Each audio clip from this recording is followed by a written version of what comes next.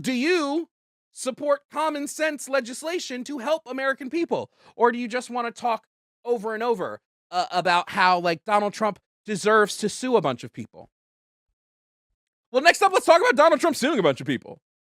Okay, so we need to talk about what might be the most blatant protection racket ever run out of the White House. It's media companies bending the knee in fealty and paying a tribute. YouTube. YouTube just agreed to pay Donald Trump $24.5 million to settle a lawsuit he filed after the platform suspended his account following January 6th. That makes YouTube the third major tech platform to hand Trump millions. Meta already paid $25 million, and X paid $10 million.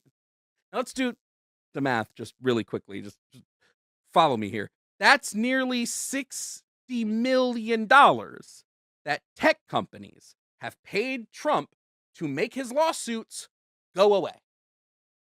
And when you add in ABC's $15 million settlement and Paramount's $16 million settlement for the CBS 60 Minutes case, we're talking about over $90 million that has flowed into Trump's pockets or his projects in less than a year. And before you say, Jovan, settlements happen all the time. Not when lawsuits have zero merit, which is what we are hearing from legal experts and First Amendment scholars. Eric Goldman, a law professor at Santa Clara who specializes in online speech, called the YouTube settlement straight influence peddling and said, which I'll tell you in a second because I dropped my remote, live TV. He also said this is not a sign of any legal merit, okay? Any first-year law student could tell you these cases were garbage. When Trump originally filed these lawsuits in 2021, legal experts predicted he had essentially no chance of winning. YouTube even filed a motion to dismiss in December 21, arguing the lawsuits flipped the First Amendment on its head. So why did all these companies pay up? Well, let me paint you a little picture.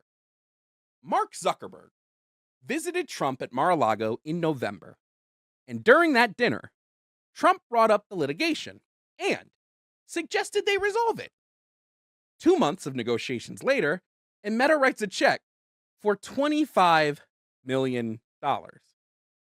Meta also just so happens to donate $1 million to Trump's inaugural committee. And Zuckerberg got prime seating at Trump's swearing-in ceremony. Right before the inauguration, Meta announced they were dropping fact-checking on their platform, a longtime demand from Trump and his allies. Google CEO Sundar Pichai and co-founder Sergey Brin attended mediation sessions at Mar-a-Lago in May. Both Pichai and Zuckerberg sat prominently at Trump's second inauguration in what was widely seen as the tech industry showing they intended to work more closely with Trump than they did during his first administration. Their tribute payments from the lords of social media to their commander and king. They're what happens when the President of the United States has regulatory power over your business and also happens to be suing you in court. Paramount settled Trump's CBS lawsuit, which they originally called meritless, and sought to have dismissed, seemingly to clear the way for FCC to approve their Skydance merger, which we've talked about repeatedly on the show. Mark Fowler, who was FCC chairman under Reagan, said the Skydance deal created leverage for Trump's legal team, and that without the FCC's timing and coordination, they could not have done it. Disney suspended Jimmy Kimmel for nearly a week after SEC Chairman Brendan Carr and station owners who need FCC merger approvals pressured them. Then Disney paid Trump $15 million to settle the ABC defamation case. This is a shakedown. Some legal commentators have suggested these settlements constitute a novel pathway to engage in political bribery, and Trump's not even hiding it anymore.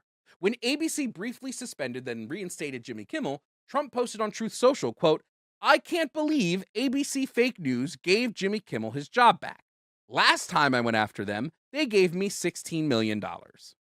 He's openly bragging about shaking down media companies and threatening companies that don't pay up. And the media is letting him get away with this by treating each settlement as a separate story rather than recognizing the pattern.